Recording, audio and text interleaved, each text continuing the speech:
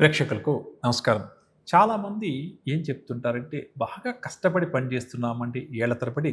అనుకున్న ఫలితం మాత్రం కష్టపడి పని చేస్తున్నా రావడం లేదండి. నిజంగా కూడా ఇది చాలా బాధ కలిగిస్తుంది అని చెప్తుంటారు. అంటే ఏంటి? కష్టపడి పని చేసిన ప్రతి ఒక్కరు కూడా ఫలితాన్ని మనందరం కూడా ఆశిస్తుంటాం. కానీ ఏళ్ల తరబడి కష్టపడి నీతిగా, నిజాయితీగా పనిచేసినప్పటికి కూడా చాలామందికి వారు ఆశించినంత ఫలితం రాకపోవడం వల్ల ఇబ్బంది కలుగుతుంటుంది, బాధపడుతుంటారు. అదేవిధంగా కష్టపడి పని చేసినప్పుడు కూడా ఈ మాసం కష్టపడి ఈ విధంగా పని చేశాను, నాకింత డబ్బు చేతికొస్తుంది.